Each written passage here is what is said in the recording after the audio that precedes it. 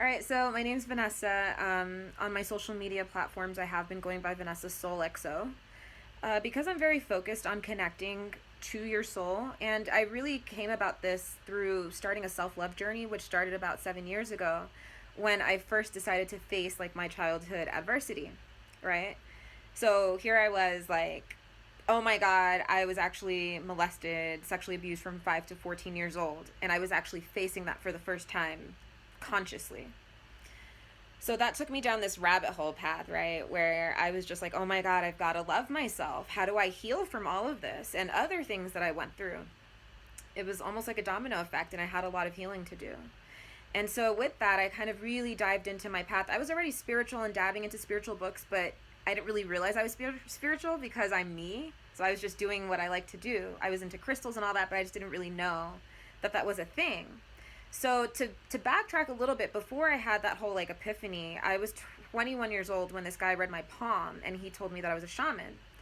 And I didn't know what that was, but he told me I didn't have a choice.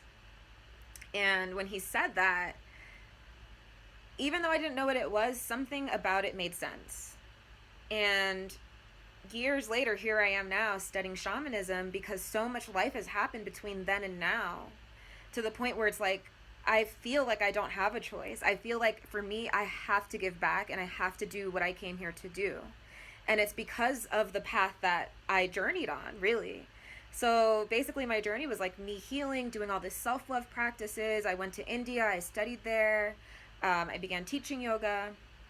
And really, what the catalyst for me was when I gave birth to my son, Camden. Camden totally changed my whole life, probably forever. His energy was like insane. I'm planning on getting a big tattoo right here, like my inner forearm of his face, but I also want it to be Buddha because the symbolism of it, one, I love Buddha. Two, his face will always be reminded on my skin, but also his energy emanated like out of this world. And I saw the blessing that he was not only to me, but to others who met him. He just gave so much love. And his strength was like, oh my God, out of this world. This boy went through so much. Like, talk about when we first found out he had an issue, he was having 96 seizures a minute.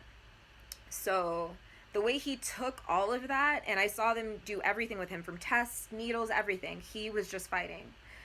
So when the doctors told me it was a fatal disease, like everything in my life changed. I was like, what the fuck is going on? This can't be happening. Like, that's shit that you hear about on TV and you think it's never going to happen to you. And then something that extreme, you realize you're facing, you're like, whoa, what is going on in my life right now? What is life? So that all those questions really started stirring up within me, and I really had to dive into my soul to really find my strength, really tap into that self-love that I was spending those years building, and really like overcome one of the hardest things that I could have ever imagined going through. I didn't even know anybody that went through anything like that. And so to our blessing, he lived for not 3 months, which the doctor predicted. He ended up living for 9 months, and I think it's because I know it's because we gave him so much love. And it was an interaction thing. So not only was I giving him love, he was giving me love and that strength. So when he passed on and crossed over, it was really a blessing because I was able to, one, hold his body. And there's something spiritual about holding a dead body because it teaches you that you don't have time to wait because you're going to die.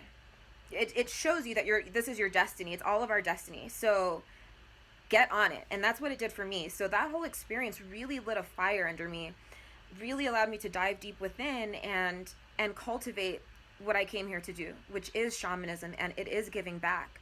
And so after Camden passed, and I'm really, really excited about this, I started this endeavor in honor of him called Camden's Room. And Camden's Room is not a physical place, but what we do is we give children the opportunity Camden did not have. So we're giving them smiles, and we're giving them smiles through donating books. And not only books, but we're teaching them about meditation. So we'll do a guided 10-minute meditation with them and explain what all the benefits are. And then if our budget includes, then we'll give them some fresh fruit. So really what that is really giving them the opportunity to learn about cultivating peace, focus, and also learning to expand their minds. Because what I've found in my life journey is that nothing has been more freeing, probably other than traveling, nothing's been more freeing than reading. And reading is what has allowed me to kind of do what you were just talking about, dream it up, have your vision. if it wasn't for reading books, I probably wouldn't know that I can expand my mind wide enough to have vision. So Camden not only fired in within me this motivation that's like out of this world. I don't even know where it came from. I've never been more focused in my life, and it's on these goals that I'm really building up this empire. And it's different things. It's not just the shamanism, it's not just the nonprofit. Which I'll elaborate a little bit more on, because like so much exciting things are happening around the nonprofit. For Camden's Room, we just partnered with one of the world's biggest book distributors ever. And so what I need right now is like, I'm basically the plug. I'm basically the middleman. So I've got the mission, which is to give the books to the kids, and I have the source for the books. They're willing to give me as many books as I want. I just need help with fundraising for shipping.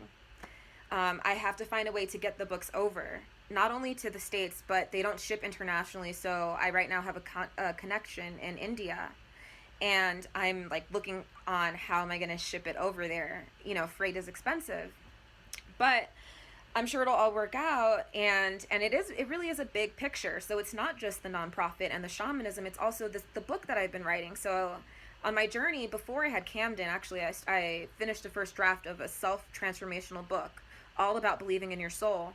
And that's actually the title of it. It's called Believe in Your Soul. And it's all about overcoming things. But see, the thing is, once I finished the draft, I gave birth to Camden, and I was like, oh my God, my book is not done.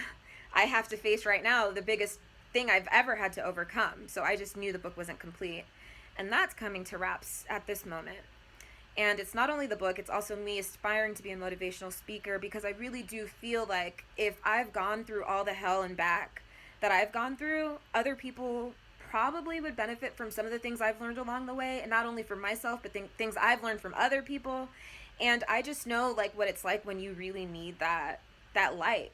You just need to see a light at the end of the tunnel and hear that, man, like someone else went through it and they got through it. So fuck, that probably means that I can get through it too.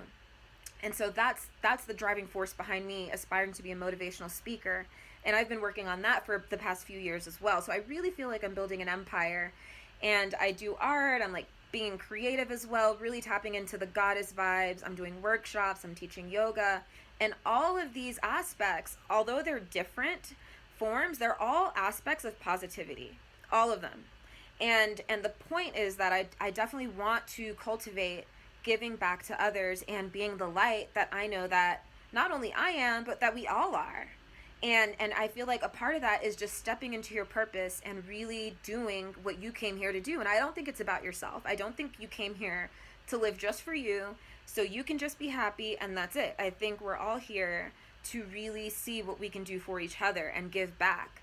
And that's why my vision will never be small when it comes to giving to others or any of the things I mentioned. None of it will ever be small visions for me, because I want to go and give as much as I can, hit as many countries as I can with Camden's Room, give as many books to kids as we can, teach as many people yoga as I can, do shamanism for as many seekers that are really seeking healing at the level of the soul, that understand that it's not even me that's doing the healing, but it's really them that are healing themselves by just being open to the idea of receiving, and that it's that it's them allowing to connect with me so that I can connect with the spirit helpers that are ordained by the power of the universe. That's what's really happening, you know. And so me stepping into this full throttle right now in my life at this place that I'm at this very moment is beyond a blessing, because although I'm not where I want to be yet, I'm building right now.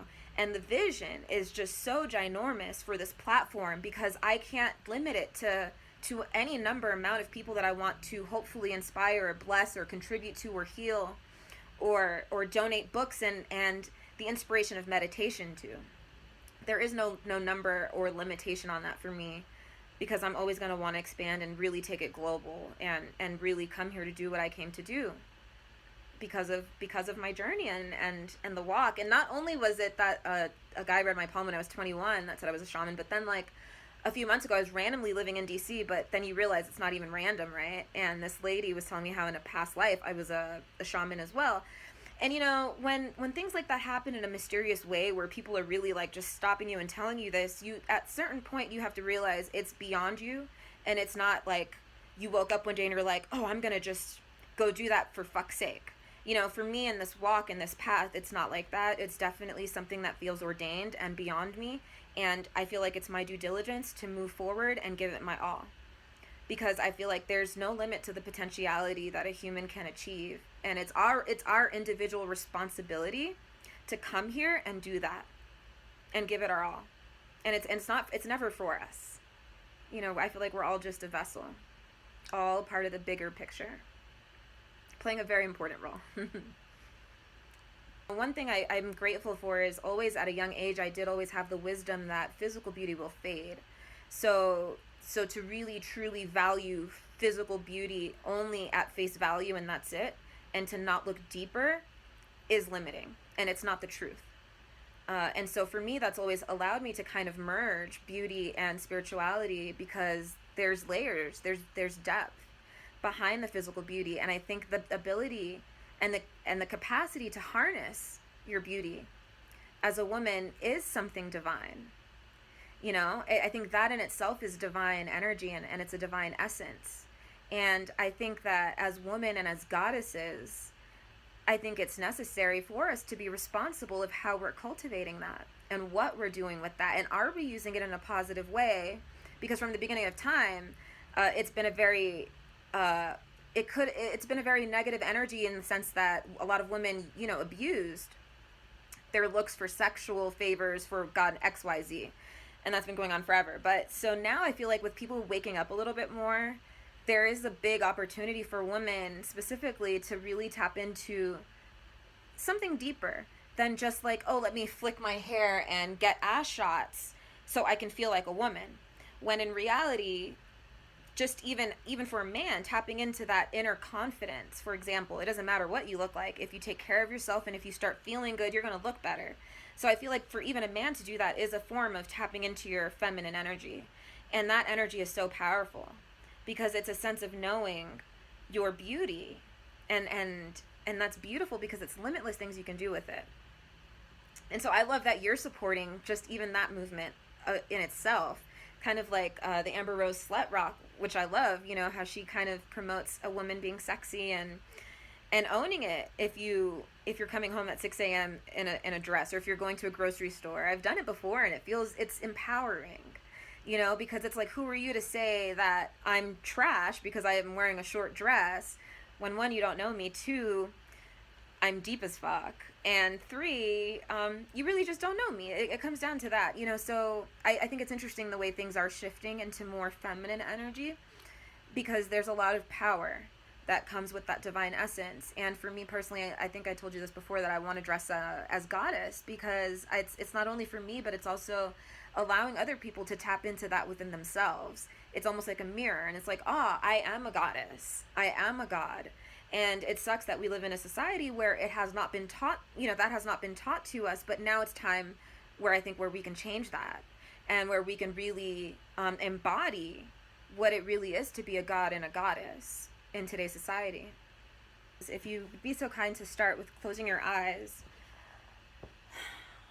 I'll start drumming. And go to a place that you know in nature. Envision yourself going down. It could be a tree, the ocean, a cave, a tunnel. Towards the end of the journey, the beat's going to change. It'll be a rapid beat, and that's going to be when you know that it's time to come back to where you started.